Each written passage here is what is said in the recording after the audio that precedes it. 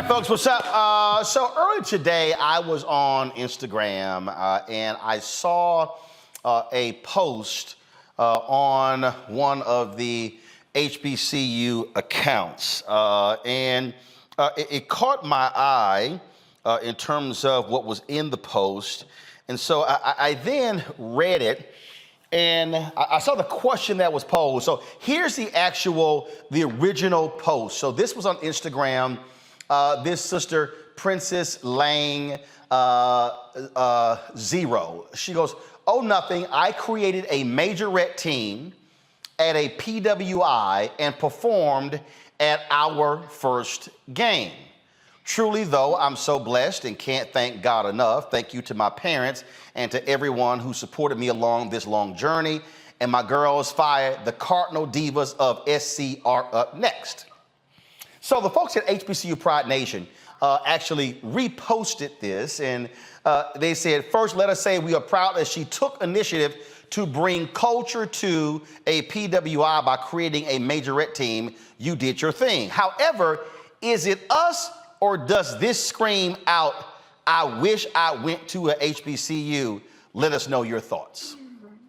So a number of people began to share their thoughts on their page. I was one of those folks. And it was interesting as I was looking at a lot of the comments from people. I was looking at what they were saying, and there were people who, some were saying that this is appropriating our culture, and why didn't she just go to an HBCU? And this item been picked up by other blogs as well.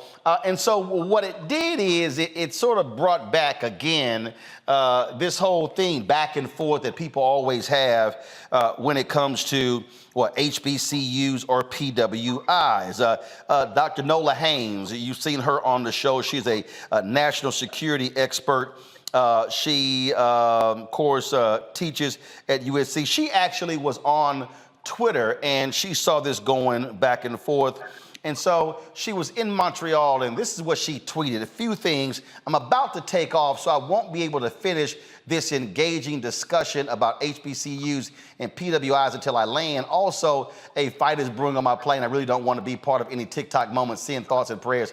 I'm serious. Now, that was the tweet that she sent out before, but that was one that she actually posted before that. And let me go ahead and pull that one up. This is the one that she posted. She said, "The HBCU versus PWI debate gets under my skin. If anyone thinks black folks choose PWIs because it's a lavish life, you are sadly mistaken. You fight every day just to exist. Why go? For e.g., I live in Cali where there are excellent public schools at state cost and no HBCUs. Stop it. It's tired."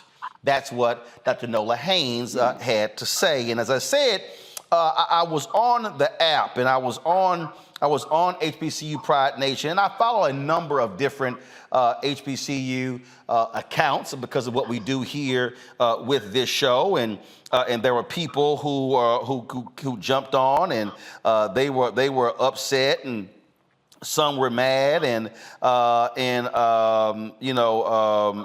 kind of stuff like that. And then some people, then went on and on and on. So just here are some of the comments here.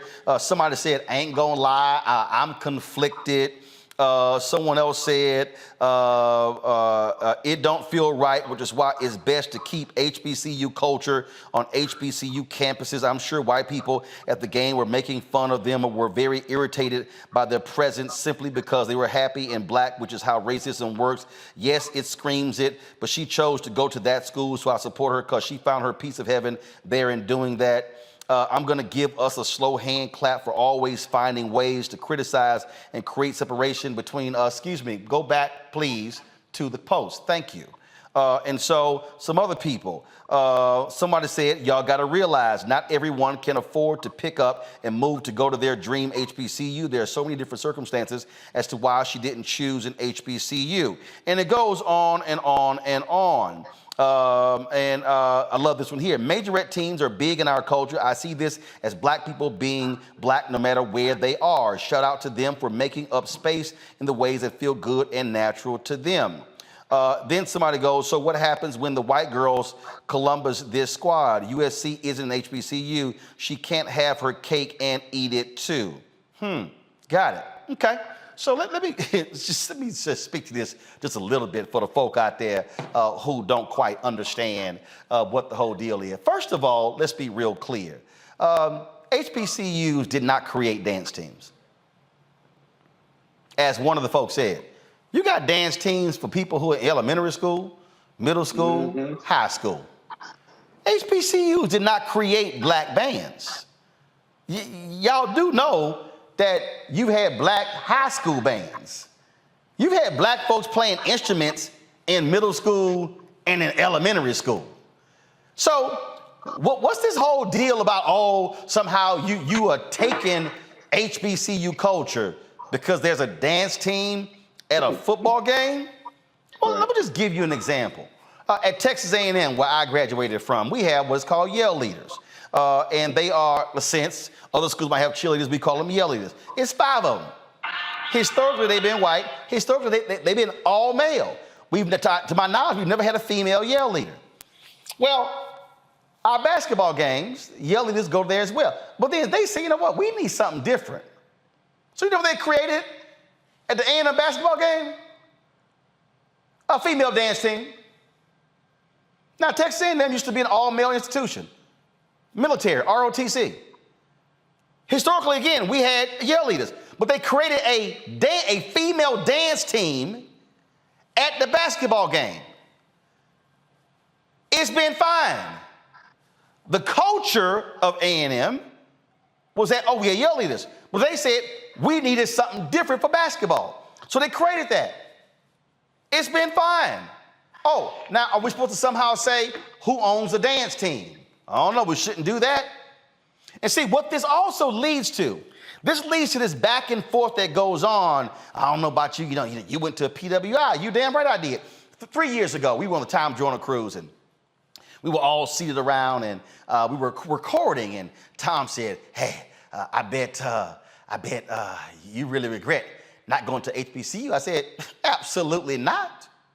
I said, I enjoyed my 4 years at Texas A&M, and if I had to do it again, I'd do it again. See, let me be real clear with y'all. I grew up in a black family, in a black neighborhood, went to black churches, went to a black elementary school, a black middle school, and a black high school.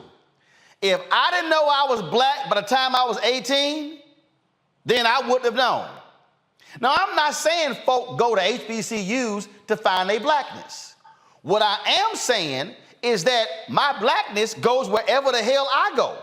So whether my high school was Jack Yates High School, right across the street is Texas Southern University. Right behind us is the University of Houston. Here's the reality. Both schools had School of Communications. I was the #1 student at my high school in School of Communications. Neither one recruited me. So my brother was a freshman at Texas A&M. I would be a freshman the following year. My sister followed me. So my parents were going to have 3 of us in college at the same time. So I could have easily applied to Northwestern, Syracuse, University of Missouri, top school of journalism. But I said, my parents can't afford that. So it was more economical for me, my brother, and my sister to all be at one college at the same time for my parents. That's why I went. So if somebody wants to question why you didn't, and I heard why you didn't go to HBCU, because I didn't. A&M gave me 10 grand. My brother had an academic scholarship. I did, so did my sister. My parents never made more than $50,000 combined in their whole life. So guess what? That was an economic decision. But let me also help all the folks out of HBCUs. There are around 230,000 students that attend HBCUs. Out of the 107 HBCUs, total, it's about 230,000. 15, 20% of that, non-black. more than 1.5 million black students at PWIs. So you got 7 times more black students at a PWI than you do at HBCU. And so black people, let's stop the bullshit, if you will, of sitting here questioning somebody's blackness and why you went to a school. Because guess what? And I'll say this here, I bet the HBCUs don't mind the checks that come from non-HBCU graduates.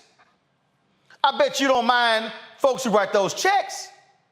Some of y'all who sitting here challenging this sister about, oh, you misappropriating, you taking our culture. Y'all didn't mind when Robert Smith stood up there and paid off the debt of the whole graduating class at Morehouse. Guess what? He didn't go to an HBCU. He went to Cornell. Yeah. So this is why this is silly to me. It is utterly silly. And what it is doing, it creates this division. Well, I don't know why you didn't go to HBCU, because it didn't.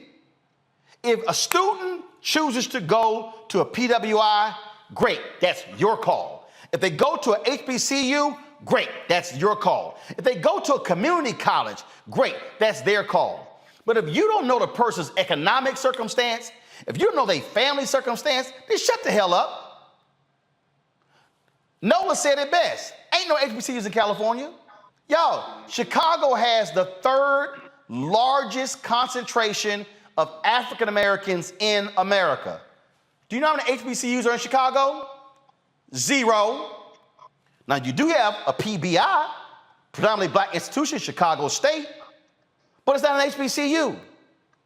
And so this notion that everybody should go to an HBCU is utterly silly, because the numbers simply do not bear that out.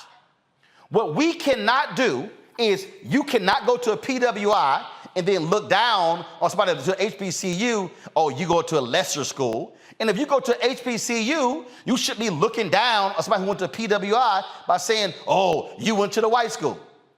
I even had some fool on Instagram trying to challenge me, man, you always dogging HBCUs. I said, really? That's interesting. I said, because name me the one black media outlet that was at the UNCF conference on higher education.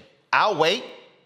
I said, who created the HBCU Giving Day campaign for HBCUs? Who uplifts HBCUs? Who has spoken at 14 out of 18 commencements on HBCU campuses? Me. I said, so who the hell you think you're talking to? We had some people who were mad at FAMU. Man, Roland dogging us at FAMU. And then my girl Cheryl Smith was a FAMU graduate. She was a newspaper in Texas. She had to remind him, she said, hell, he done more for HBCUs than you have, and you went to one. So a lot of people out there really should pipe down and shut the hell up. If this sister at the University of Southern California launched a dance team, more power to her. Great, wonderful. I love it. But I need black folks to stop this BS of pitting HBCUs versus PWIs as if this is a debate. This sounds to me like light skin versus dark skin in Spike Lee's School Days. And I'm gonna get this last one before I go to my panel just to give us their thoughts. I remember when we took a road trip when I was at Texas A&M. So our Alpha chapter, we rolled to a party. And so that was a brother who's also an Alpha who had a few words for us and came up to me and was like, you know, y'all didn't pledge for real. You know, I think he was at Prairie View or TSU. And so he was telling us how we didn't pledge.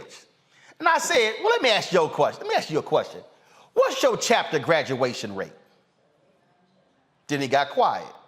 I said, in the history of our chapter, only one brother has not graduated, and we don't mess with him. I said, see, your dumb ass talking about who should have got hazed. I said, but we are here to actually make men and graduate. So you tell me what's more important to the culture, black graduates or black folks getting hazed? I said, take your punk ass out my face. Oh, no, he was a fellow fraternity brother, but he was trying that same BS.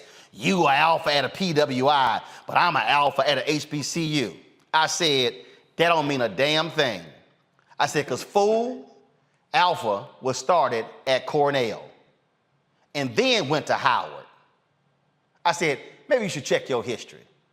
And by the way, all the folks who keep yelling, who founded most HBCUs? They didn't look like us. So I'm gonna need folks to pump their brakes on this nonsense, because we should not have young folks caught up in this BS over HBCUs and PWIs. Go to college, get your degree, support our institutions, even if you didn't go to one. Because trust me, if you go to an HBCU, you don't mind when a check arrives from a non-HBCU person. Scott, Renita, and Omakongo, just weigh in Representative Shannon, y'all got a number of HBCUs there in Georgia. I'll let you start. I just think this is just a stupid conversation, because in fact, in yours, how many students go to Georgia State compared to go to the HBCUs in your state? Bottom line is, we want our folks in college getting degrees, period. Well, and you brought up kind of what I thought when I saw this post originally, which is just that, yeah, I understand the complaint because our culture is frequently appropriated and then people don't actually love Black people directly. But here's the thing a lot of people don't realize is it can be a privilege to go to an HBCU because a lot of times they are private universities, and a lot of times scholarships, state scholarships and Pell Grants and things like that only go to public schools, or your state may have scholarships that are only for state schools. So everybody who's at a PWI is not somebody who just inherently thinks that PWIs are better than HBCUs. It may be that if you were like me, somebody who does not play any sports and has no talent to get recruited, and all you have is good grades, you have to go to what you can actually afford. And so for some folks, you know, not having that financial support, whether it be from the state or from different scholarships and things like that, your choice to go to a PWI may be based on where you can get the help to attend. And I think that's what the folks in the comments are missing. It's almost like, looking at the comments on the post, it's almost like these people think that college is free everywhere, and it's just a choice of preference, and that's not it at all. Economics has a lot to do with what college a person ends up at, whether that be community college, an HBCU, a private university, or a state school. And Omakongo, let's be real clear. HBCUs ain't no Black oasis. I know a lot of people who have gone to HBCUs who complain about their experience, any number of things. And so I'm not dissing them. What I'm saying is, just like you might have Black students who have issues at PWIs, you got some Black students who have issues at HBCUs. So can we just stop this ridiculous nonsense? Well, count me among that list as a brother who had more. Look, I started my college life at Morehouse College, and I ended up transferring to Georgetown. And to be quite honest, in terms of my personal experience, culturally, I had more issues at Morehouse than I did at Georgetown. And that's not, like you said, it's not dissing the school one or the other. It's about my experience. And going to what Representative Shannon was saying, yeah, I got more money. I wasn't an athlete. I got more money when I transferred to Georgetown than Morehouse. And don't get me wrong, again, had some great experiences at Morehouse. It's like you said, Roland, it's about whatever is supposed to work for you in that experience that you're looking to have. Furthermore, the other reason this is really important to me is because I actually teach a class at the PWI at American University, a class I created called Cultural Appropriation or Appreciation. Just taught that class today. And when we talk about the definition, I'm going to quote Professor Michelle Hefner Hayes here, who talks about cultural appropriation as taking the external trappings of cultural traditions and using them as decorations on your own history without developing mutually supporting relationships in the community that you're taking from. This is a sister whose community is she's taking from. It's her own community. Right. And like you said, Roland, you are Black wherever you go. So rather than this sister lose herself to conforming to whatever she's seeing going down at USC, she's saying, I'm going to bring my culture wherever I go. And she needs to be commended for that. This HBCU, PW, I never hated Morehouse or Georgetown or Princeton or the other places. I went to the place that was the best for me. And we all need to go to the places that are best for us with the intention of building a stronger Black community no matter where we are. School days was decades ago. Like you said, Roland, it needs to stop. We got bigger issues right now. And Scott, again, so I'm a Texas A&M graduate, but I was a scholar in residence at Fisk. I have taken my show, spoken at least 65 of the nation's 107 HBCUs. It's a stupid conversation. It really, really is. My sister had 4 kids. She has 4 kids. 2 went to PWIs, 2 went to HBCUs. They followed the money. One went to Prairie View, was going to transfer to A&M. He says, you know what, I'm going to go ahead and stay at Prairie View. That's his choice. We should not be pitting black kids against one another, and that's my problem. Well, I agree that it's a stupid debate, so I'm not going to engage in the debate. As someone who has a very black resume, who went to Morehouse College as well as Howard School of Law, I don't compete against just black lawyers. I compete against everyone at a very high level. But let me share a few statistics with you. As you know, I sit as secretary to the Board of Trustees for Morehouse. The number one reason students who apply to Morehouse and may be accepted, right, but wind up going elsewhere, like Dr. Thomas, is because Morehouse and several other institutions of higher academic learning that are historical black colleges simply don't have the money to provide to compete with PWIs. It's just a fact. Secondly, you know, only 10 to 20%, depending on the historical black college, only 10 to 20% of the graduates actually give back to historical black colleges. That's real high. That's real high when it's really around 5 to 7%. Well, the most recent statistics I've seen were somewhere between 10 and 20%. Spelman College being a little higher. Morehouse, I can't remember, but it was 10 to 15, maybe 15 to 17%. But it fluctuates depending on which college you go to. And so it doesn't really make, and I understand the fraternity debate and what have you. I never took any of those debates seriously. My 2 daughters both, their mom and dad were historical black college graduates. They both wound up, my daughter played basketball at UC San Diego, so she turned down Spelman, and her twin sister turned down Spelman and Hampton because she wanted to go to where she could get a music business degree. And so you're absolutely right about everybody has their choices. People can't afford a whole lot, and you may get more money, even if you're not an athlete, at a PWI. So it's really a dumb debate. Dr. Thomas got an offer to go to Morehouse years ago. He's the president of Morehouse now. Really wanted to go, but another PWI gave him more money, and we couldn't afford to get him. And this was 30, 40 years ago?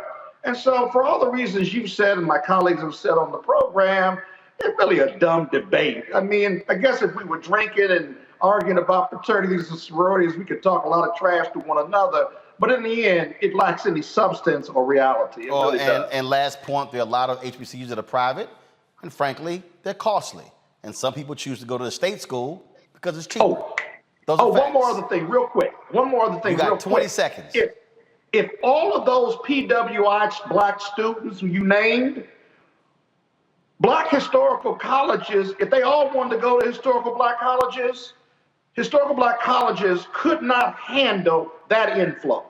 They don't have the facilities or what it takes to handle that inflow, even if you evenly distributed them amongst the number of historical black colleges, even in just UNCF. We couldn't handle that flow anyway. But the bottom line is you want to be able to build the capacity, but at the end of the day, these are the realities. So y'all, cut the BS, because it's just ridiculous. All right, folks, back to our Roland Martin Unfiltered video in just one moment. When we invest in ourselves, our glow, our vision, our vibe, we all shine.